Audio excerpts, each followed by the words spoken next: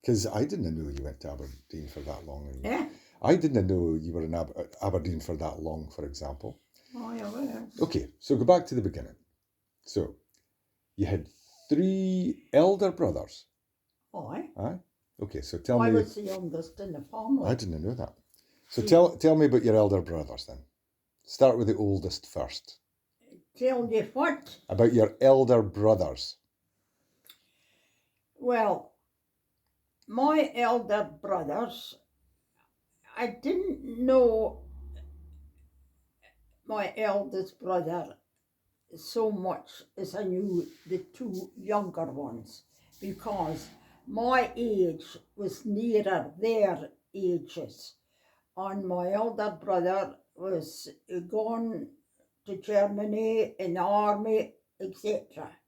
So he was out of the house, actually. And the next brother, John, had Down syndrome, and he was at home all the time, except when they started them people to go to do some work at Ladies Bridge Hospital, which was a mental place, and he travelled there every day in a minibus which came to the door and collected him. My youngest brother, James, was at the sea a fisherman, and between trips at the fishing, he went and worked on farms at harvest time, etc. And eventually he took a job on a boat, a tanker, and travelled far away in the world. Well, he eventually was drowned in Buenos Aires harbour in July 19, I can't remember when it I think was. it's 50. He was 22 years of age when he lost his life. That was 5 years after my father died. My father died suddenly with a heart attack in a boat on Greenock when he was 56 years old, I think.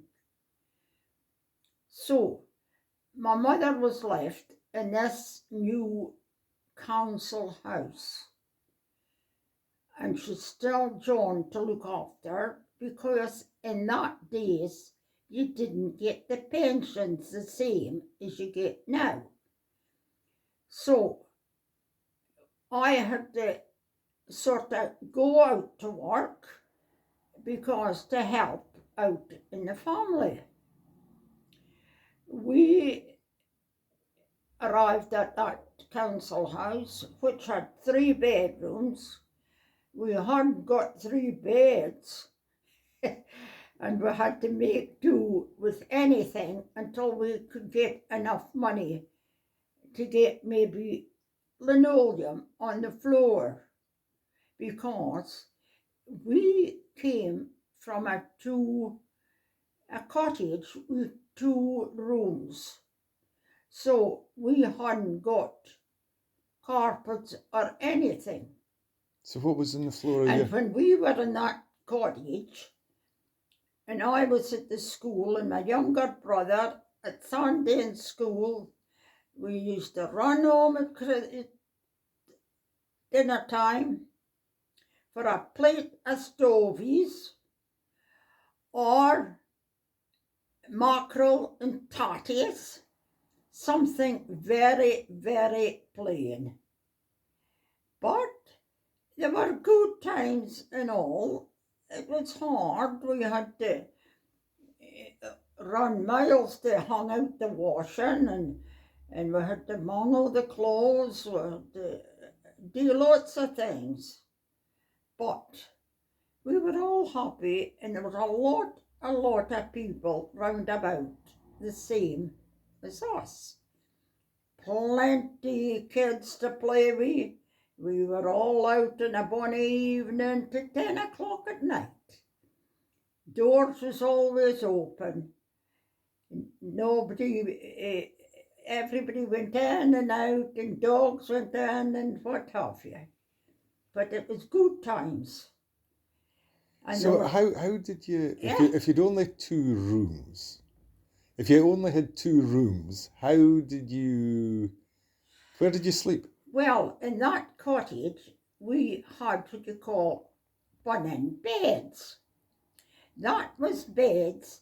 It was like an alcove in the wall. It was a square in the wall, and your bed was in there.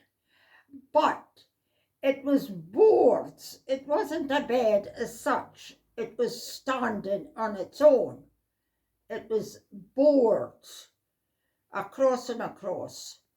And then there was, well, it was not a mattress as nowadays. It was a bed, a big bit of material filled with calf, which was the ears of corn from the farmers. You had to get them filled with this calf for the farmer. And in no time, there was like you'd had sleeping in the same bed, and you was all sunk down, and you was near on the board. So you had to get it refilled again for the farmer. And in this beds, well, some people had curtains across, and you were in that bed in the darkness. And no electricity. So we had one in one room and one in the other. And we also had a bed settee. There was no room whatsoever for nothing. We had a loft where my father had nets when he had a fishing boat, and the men did the nets up in the loft. So when we were kids, we got to play up aloft. We had sandals on our feet with buckles.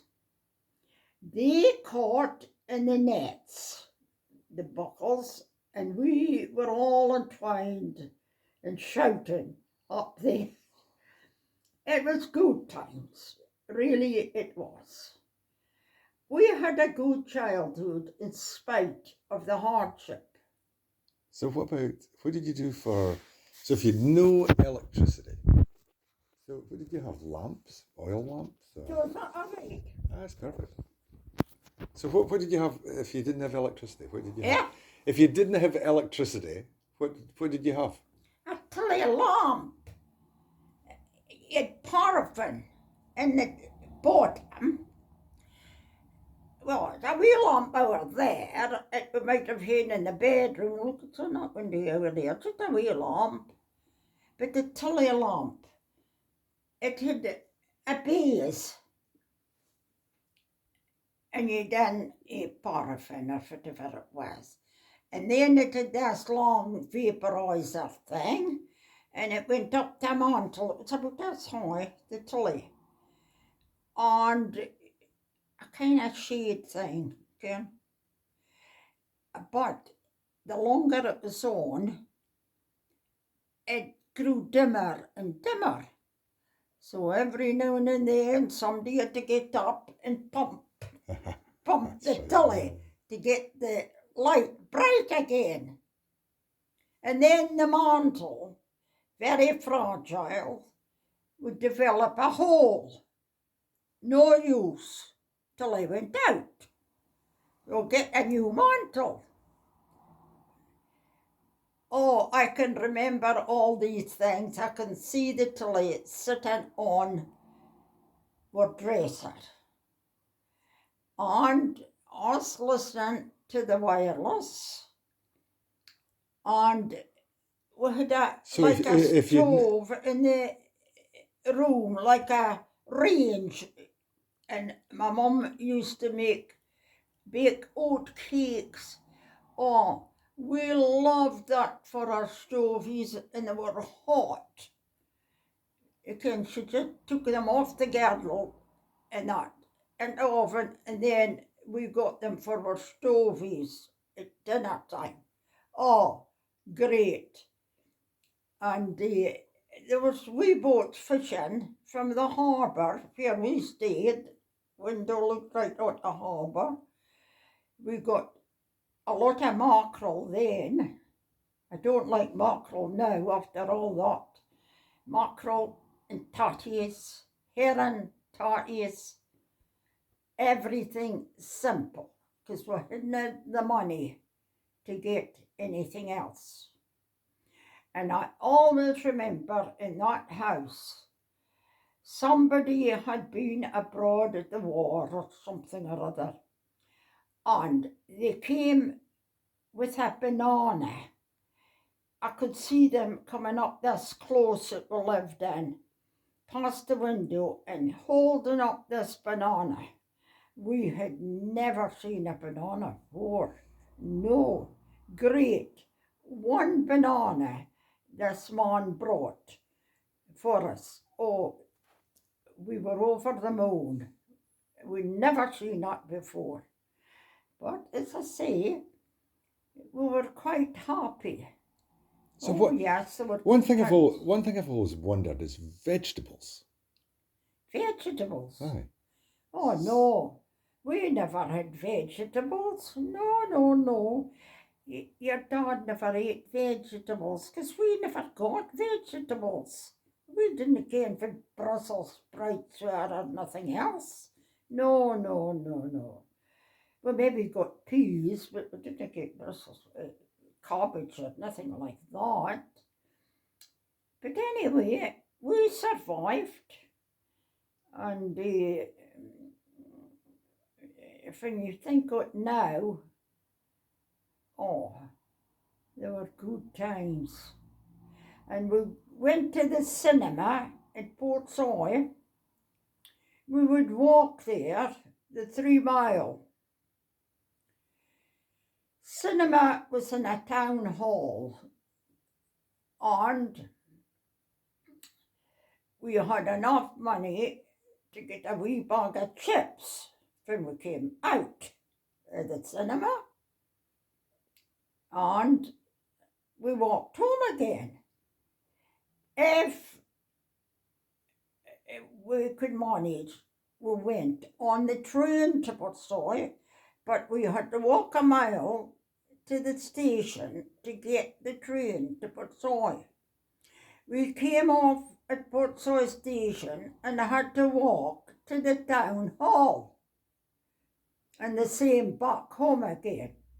We were quicker walking the whole distance, and not by the road where the buses went, but over the beach. We had a lovely beach at Sandend, over the beach, up the hill, the grassy hills, and track road to Portsoy. Is that over the That was coming out at the hospital. Aye. Out past Barclays. And then we'd walk into the town hall. Aye. That took it half a day. But it was good times.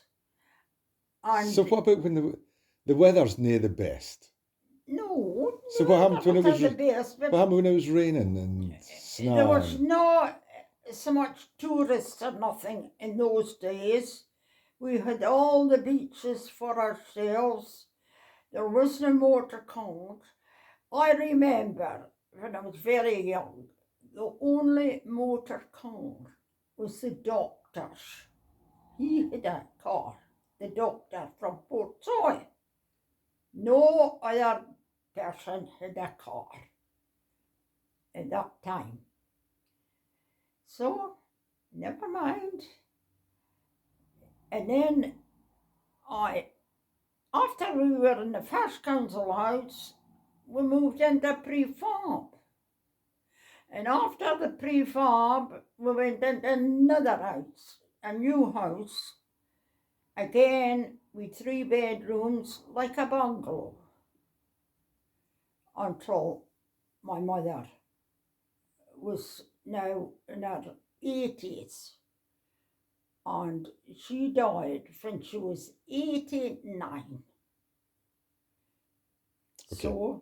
So tell me about, because I didn't know anything about Grandad. Your dad. My mother was brought up along the coast in a bigger village in Findocti, known as Finnerty. And she had 3 brothers, I think, and 2 sisters. Again, in that day, they had to go to the fishing to earn some money, cleaning the herring. And they went to different ports where the fishing boats were landing the fish. And they would have stayed in Fraserburgh in huts, just wooden huts for the whole season. And then travel to Great Yarmouth with the fishing fleet. And again, they were in rented accommodation. They said it was a hard life. You had to be out maybe before 6 o'clock in the morning. The frost had to break the ice in the top of the bottles that they were going to put the fish in. They had to have their fingers all wrapped with bandages, with bits of cloth. Cluties as they called them, cluties. And hard at work. And there was 3 in a team. 2 cleaning the fish, cutting the fish, and 1 packing the bottles for Russia, etc. That one in the bottle was called the packer. And I think she got a pence or 2 more than the gutters, because that was a more important job. So Mum had a hard life. She went Fraserburgh, Yarmouth, Bencronan, Ireland, Lerwick in the Shetland Isles. And this was all, and Mum used to say she was very, very sick in the boat going to Lerwick and coming back. She was very sick. And they had big, like what you would call chests, trunks for their clothes for the time they were away. It was not suitcases, it was trunks. And everybody had a big trunk. And lorries came and picked up the trunks and took them to be transported to these places where they were going to be staying. It was a hard life. And she said, oh, in the morning, 6 o'clock in winter time, on the frost, and this salt that the herring had to be packed in. Again, there was a layer of herring, a layer of salt, a layer of herring, a layer of salt. The salt would get through this bandages, this clothes, and nip their fingers all sore, because the knives at the gutters were gotten was sharp, and they went through the glutes, and then the salt went through, and they were in agony. And that was them for 6 a.m. And if it was a good day, the fishing boats brought in a lot of catch. They had to work late on at night to get us all gutted, packed for overseas. She says it was a hard life. But again, they were hardy and they have survived all that. And Mom lived till she was 89. She was in her 90th year. And a lot more like that. There was hundreds and hundreds employed in this fishing industry.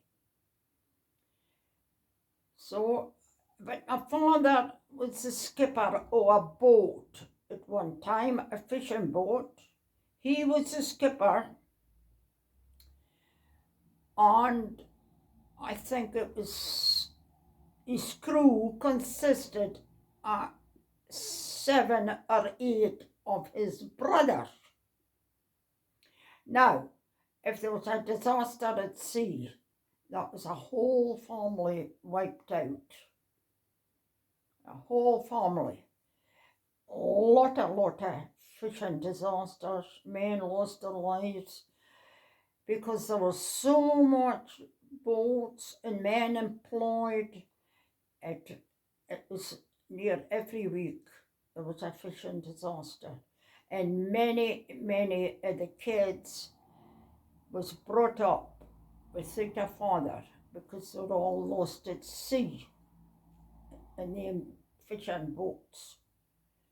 But my father wasn't lost in a fishing boat. He was lost in a wartime boat or something at Greenock.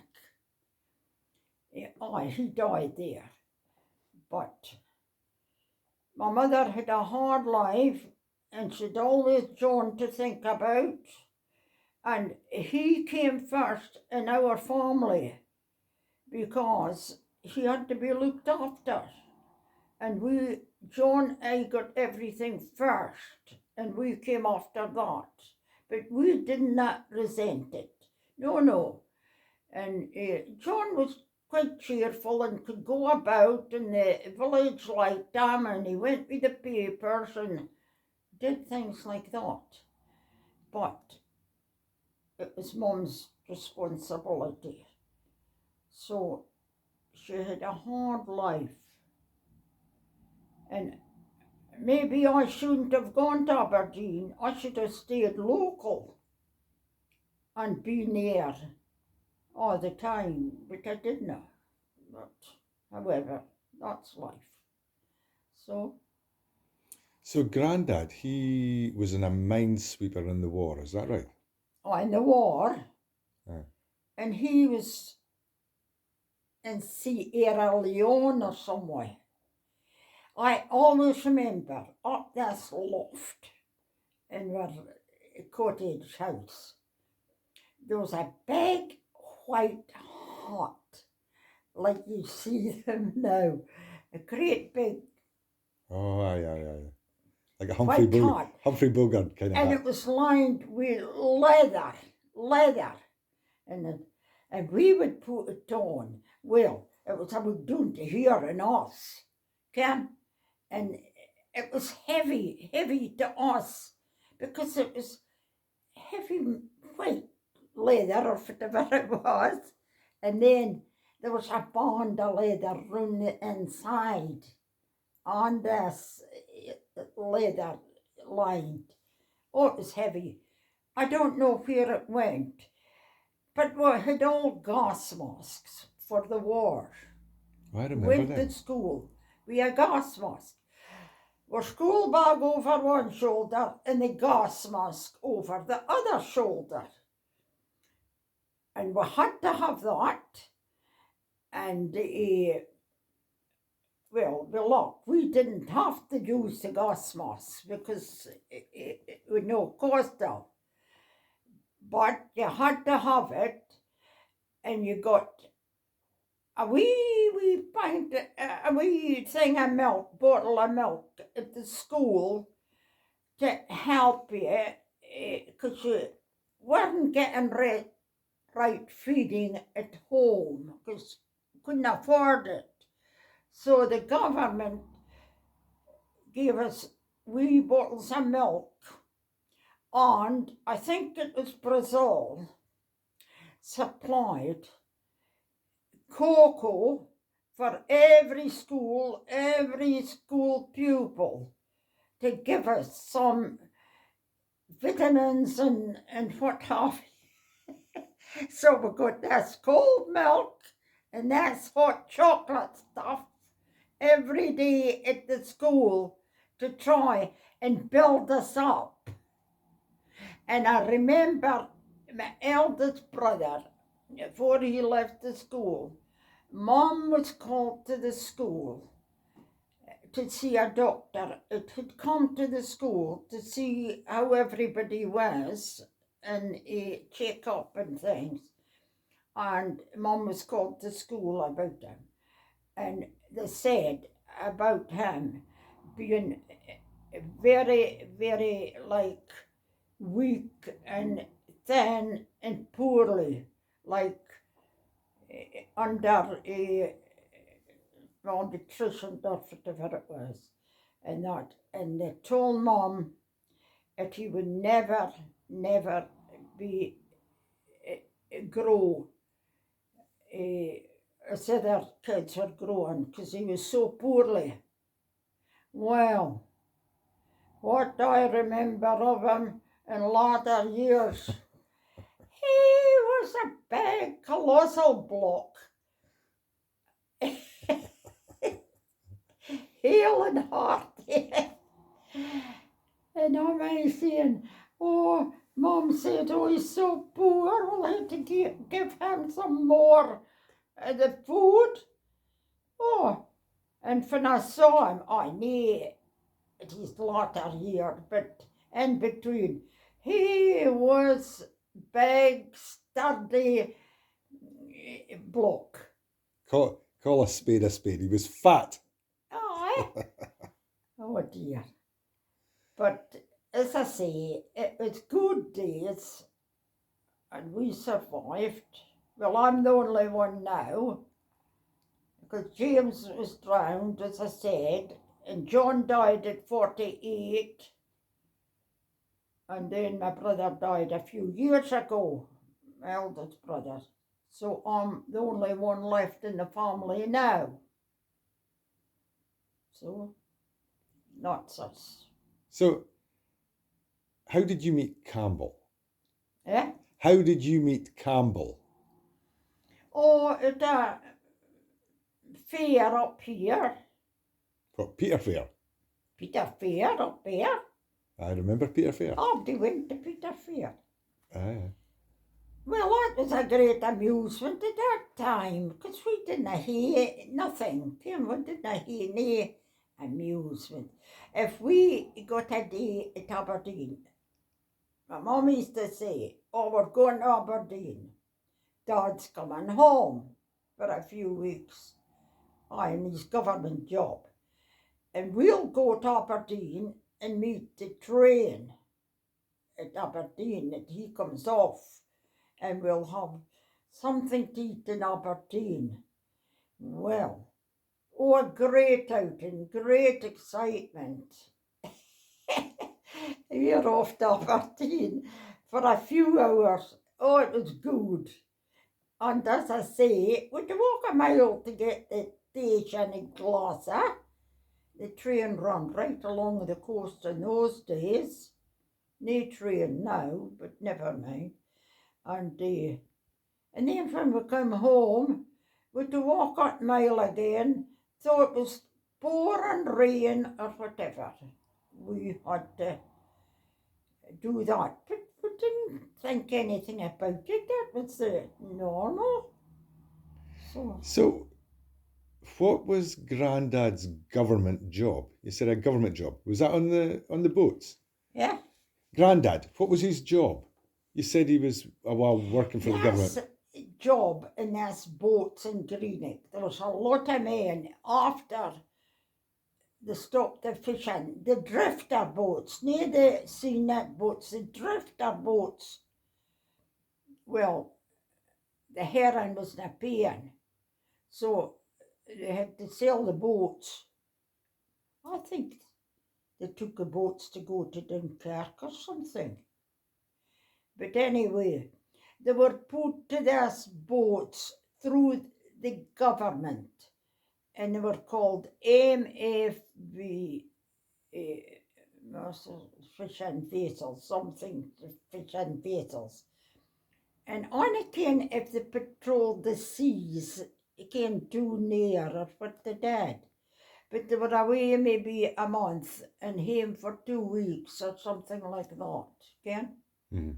And it was there at my father, apparently, according to the rest of the crew, was getting ready to go ashore in Greenock to visit some friends they knew, and he was just shaving, they said, and he just fell down.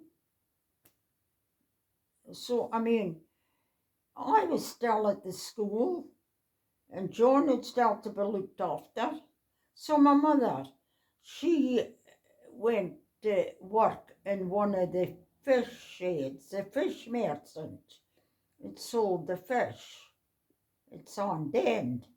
And she went there and cleaned the fish and everything to get some money. In those days, the widow's pension was 10 shillings. 10 shillings.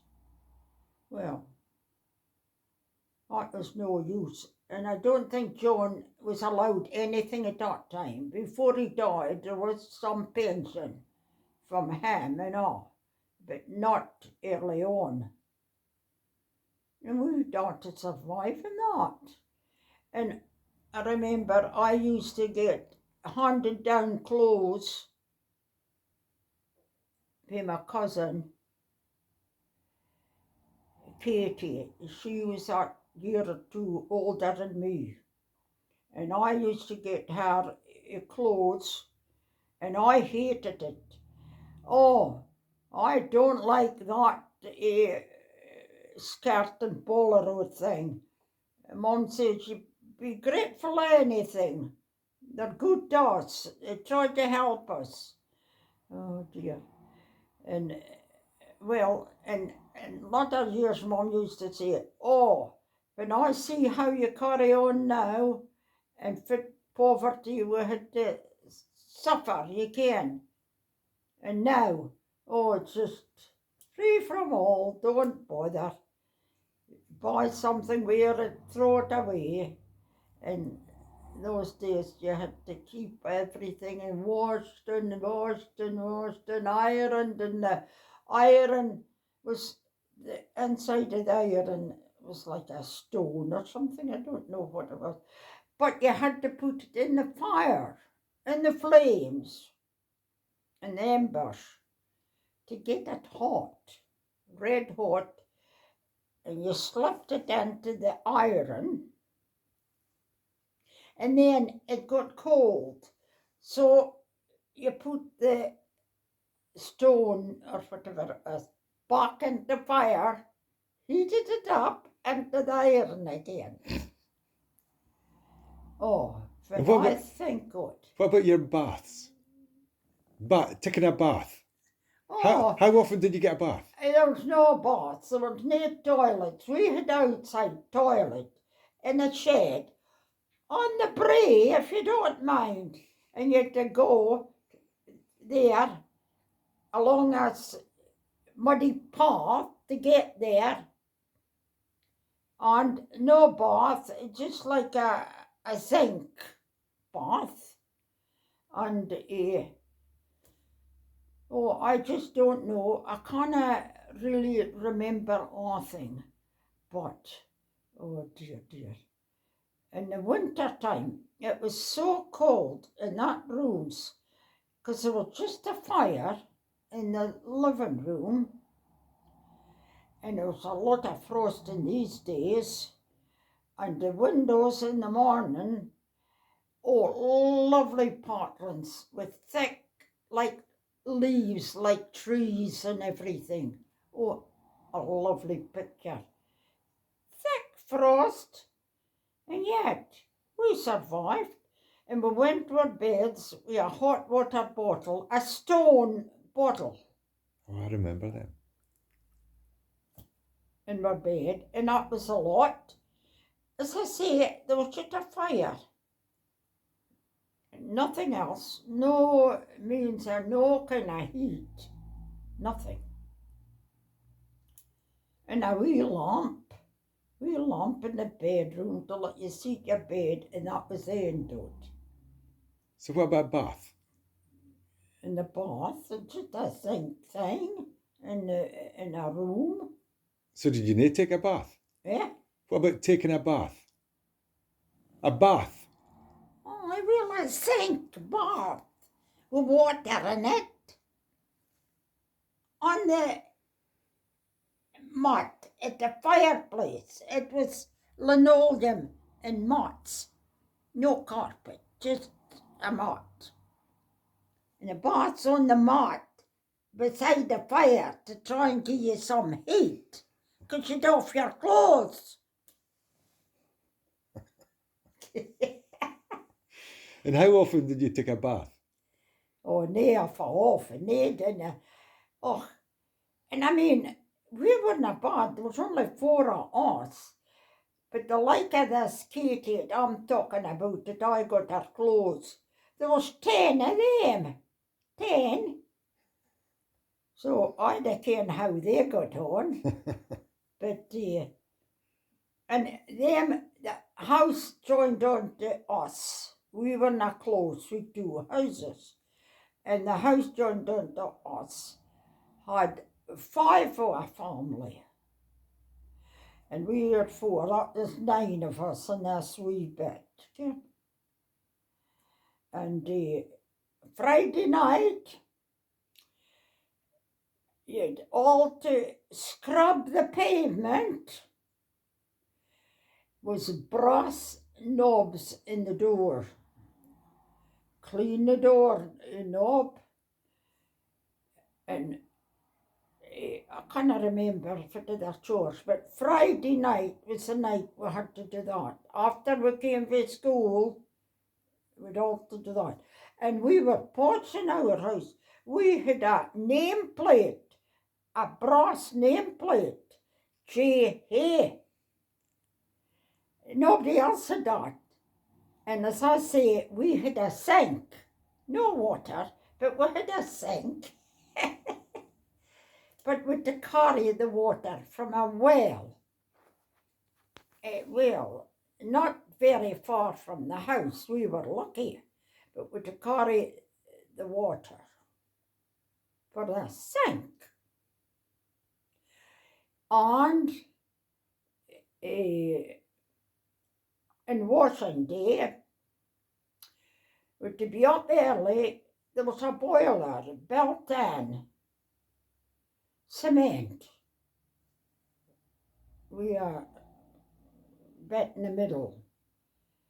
And this boiler had to be lit, fire lit, and below the boiler to boil the stuff in the boiler.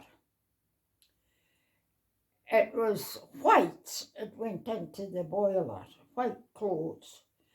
And you had a stick, a long, strong stick. And you put the stick in, and you lifted up the clothes like that to see if they were clean, the marks was out of them. And then, if that was right, you took them out into a pail. And then you had to get water to rinse them before they were hung out up in this hill up here. And then, of course, when they were dry, you had to mangle them. Well, the like of them, it could be mangled, but the frilly stuff and everything had to be ironed. But the mangle, oh, you had to thing with the handle, and somebody had to feed in the sheet or whatever it was, press it hard down, and that was it, ironed. Oh, and then of course we all played at the harbour, at the top of the harbour, and on the rocks. That was summer. Well, when you look back, you think it was always warm in the summer. It was out. But you couldn't have been, but you must have been out a lot. And you just played in them rocks and on the beach. And we all went to Glenglass. Our father used to be a distillery. There was a baker there for the feeding the military and everything. And you walked there, and they would maybe give you what we called a piece to eat. Oh, it's just simple things, but we were happy. Again. And when you see the photos, even my mother now, when she was a kid, don't know how they could have worn all that frilly frocks and aprons and what have you to come out of that houses of poverty, you know. They were all clean, and it was all white near aprons. Everybody had a white apron. Oh. And what about the brethren? Yeah? What about the brethren?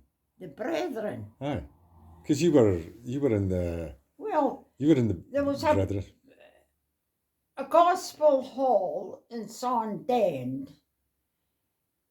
We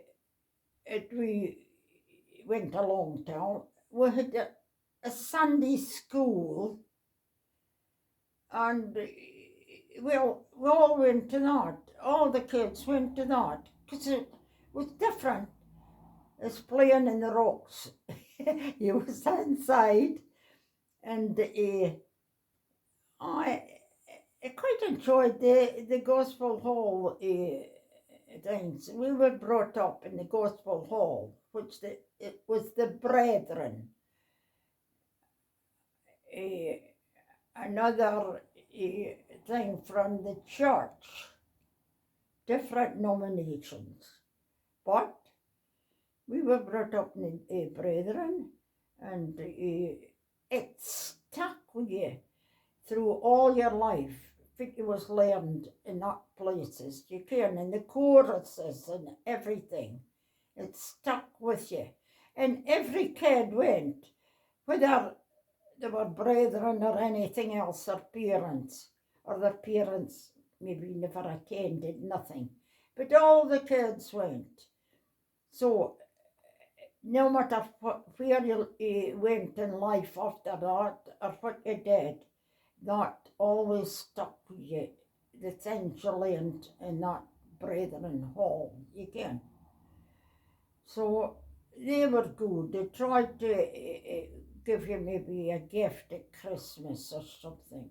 And Christmas, no trees, no decorations, no nothing. Your stocking, a stocking, with an orange right at the toe, and 2 or 3 odds and ends of things, a sweetie or something. That was all you got in your stocking. You could have hung up an ankle sock for all you got. That's true. We were happy. Hung them up on the mantelpiece, on the big range, and there was a big mantelpiece with the stockings. Just knee-high stockings. But I'm saying you could have hung an ankle sock because you could got an orange or a tangerine or something, and a sweetie. So was it still Santa Claus though? You never got a toy or nothing, or else you would have maybe got socks or a pair of gloves or something sensible that you would need anyway. It wasn't a present because you would have had to buy that anyway. Oh dear, dear. So was it still Santa? Yeah. Did Santa come down the lum? Oh well, we thought so. Oh, Santa, he'll come, and she was. But never mind, as I say. And then, but at that time, it was more than New Year that we celebrated. Nae Christmas. No, that's right. It was like Hogmanay night. And a lot of people hung up their stockings on Hogmanay night. It wasn't Christmas. This didn't really come in up here till later date, the Christmas. And it was like Hogmanay and New Year. And on New Year's Day, we got our lunch at dinner time. Aye, maybe a bit of steak or something, a steak pie. We didn't get normally, you can. We got something of that. And we got maybe a trifle, which we never got. And on Sunday, I got a bit of meat and a rice pudding. It was in the oven. That was Sunday lunch. But the rest of the day, as I say, it was like tatties and something. Can even just tatties and milk. You can hot milk. That was, and you run all the way from the school home to that, and run all the way back. Oh dear, dear. So Grandad was a brethren. Granny was a brethren, yeah? Yeah. Granny and Grandad were brethren. So did Grandad drink? I didn't care much about her, but I can, when we would be going out to Portsoy maybe in Hogmanay or at a wedding, and there was a bus home and nothing. The older people, like my cousins Johnny and all that, they were not married. And they were good singers, and they would, if they had any drink, which they didn't often drink, they sang, and everybody would say, oh, let's have some hymns, and sing. And they would always say, well, give you Jimmy Hayes one, the All 100. And I'm thinking, what's All 100? And it was all people that on earth do dwell. And they said, if your father, I sung that in, and it only thing, and the star of Robbie Burns. That's the two things that he would sing if they were out at anything. They called it the All 100, but the All 100 hymn turned out to be all people that on earth do dwell. And then it was the star of Robbie Burns. Yours has on the bus singing the star of Robbie Burns after you had drink. It was good singing, James. It was good singing. Come on home for a wedding, you can. A dance. Maybe in Portsoy Town Hall. That's where all the weddings were. In the hall on a Friday. Because you couldn't have it on a Saturday. Because there was the pictures. So you had to hit on a Friday. Oh dear. We were married in the town hall. We 100 and some. And it was Mrs. Christie, the boy. And when it came to the toast, when they came round with the drink, she said, Ken, as I could have clouted her, she says, she's standing and she's speaking to the people, and she says, and Joyce, you should take the usual, your vodka. I could have because we used to drink in the morning, you see. You'll just take your usual vodka. Never drunk vodka after anything. Oh, good.